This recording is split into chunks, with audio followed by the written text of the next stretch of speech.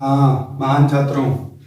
तो बेटा एक क्वेश्चन हमने जो कल कराया था उसमें देखो, जरा ध्यान से देखो, जो फंक्शन का क्वेश्चन था उसमें फंक्शन का क्वेश्चन में बेटा जो ग्रुप था ना, जो ग्रुप था वो n का ग्रुप था। देखो फंक्शन ऐसा था n टू n, यानी डोमेन कौन था, n था, और कोडोमेन कौन था, n था, है ना। आज एक और क्वेश्चन करा रहे हैं उसमें ग्रुप चेंज हो जाएंगे अब, ठीक है। तो इसको जरा ध्यान से देखो आज वाले क्वेश्चन में। देखो क्या है हमारे पास क्वेश्चन।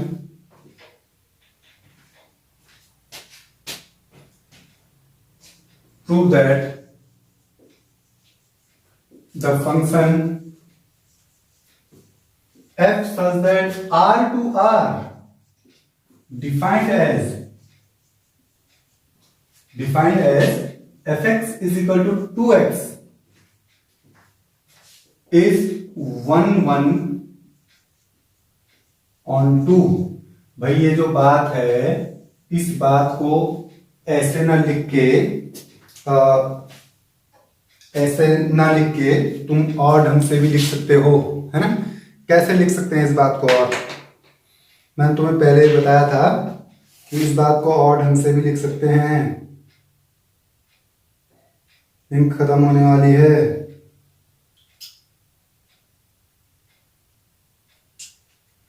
इंक खत्म होने वाली है, दुकानें खुल नहीं रही हैं, कैसे चलेगा, कैसे आगे बढ़ेगा कंट्री।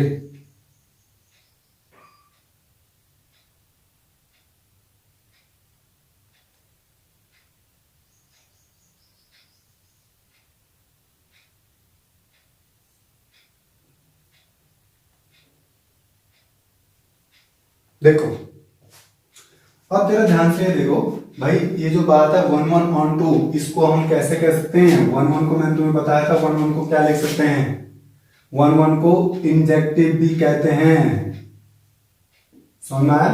और on 2 को क्या कह सकते हैं, सरजेक्टिव।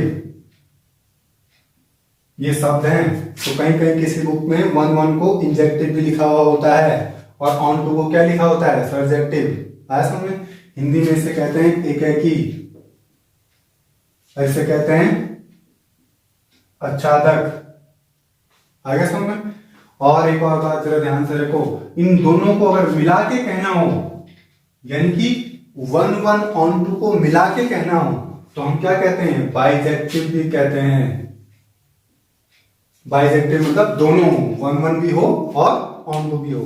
तो भैया जरा ध्यान से देखो, प्रूव दैट वाला केस है, यानी कि आसान है। प्रूव दैट है ना, prove that the function f such that r to r, real number से रियल नंबर में है फंक्शन, कैसे डिफाइंड है, fx is equal to 2x से डिफाइंड है, और हमने क्या दिखाना है, उसे बाइजेक्टिव प्रूफ करना है, ठीक है। अब जरा ध्यान से देखो सबसे पहले क्या करोगे, सबसे पहले फंक्शन लिखो f such that r to r। भाई लिखने का एक तरीका होता है, एक फ्लो होता है, ऐसे नहीं सीधे कुछ जो चीजें दे रखी हैं पहले उनको लिख दिया करो, उसके बाद क्वेश्चनों पे आओ प्रॉपर। कैसे डिफाइन कर रखा है, डिफाइंड एज को हिंदी में कहते हैं हम इस तरह से परिभाषित है, ठीक है। तो कैसे डिफाइंड है, fx is equal to 2x, ऐसे डिफाइंड है। ये तो हुआ मामला, ठीक। अब क्या करना है, हमने क्या करना है, लेट माना x1 x2 belongs to domain such that fx1 is equal to a और fx2 is equal to a। मैंने तुम्हें इससे पहले वाले वीडियो में भी बताया था कि ये जो कहने का मतलब है हमारा, वो क्या है हमारा कहने का मतलब। भाई ये जो तुम कह रहे हो कि x1 x2 belongs to domain, भाई हम ये कह रहे हैं कि x1 और x2 दो एलिमेंट होंगे, कहाँ के, डोमेन के। x1 और x2 दो एलिमेंट होंगे डोमेन के, और किस टाइप से होंगे वो इस टाइप से होंगे कि x1 की इमेज भी a होगा। भैया जरा ध्यान से ये देखो, f1 is equal to 3, आया समझ में। इसको इमेज कहते हैं, इसको क्या कहते हैं, प्री इमेज कहते हैं, आया समझ में। इसको डोमेन भी कहते हैं और प्री इमेज भी कहते हैं, इसको रेंज भी कहते हैं और क्या कहते हैं, इमेज भी कहते हैं, आया समझ में। तो जरा ध्यान, और ये कहां से आता है, एफ के बगल में जो लिखा रहता है ये डोमेन से आता है, यहां से आता है ये, और ये कहां से आता है, यहां से आता है। आ रहा समझ में?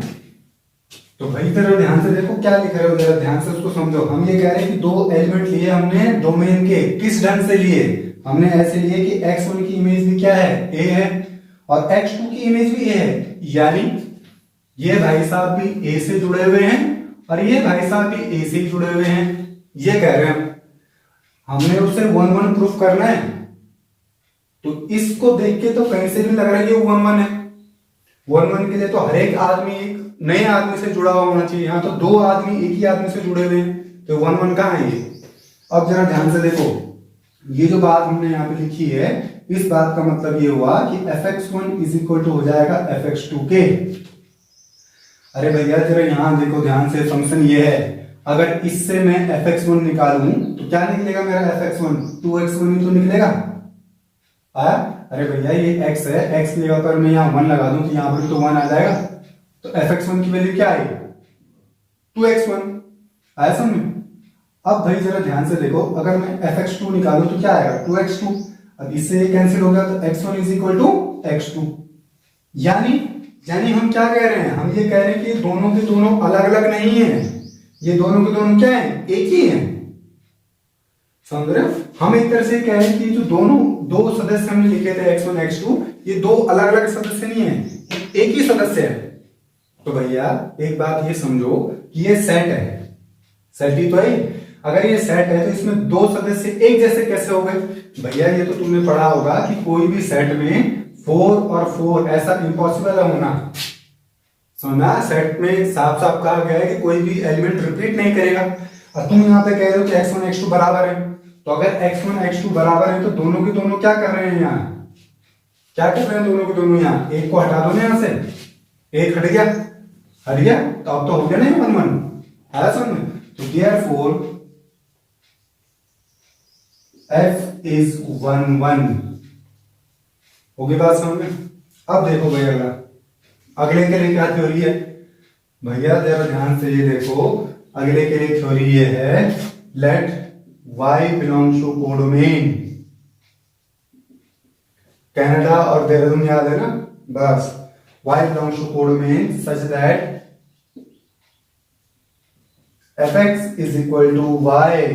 हमेशा यही लिखते हैं हम, कुछ भी चेंज नहीं होता।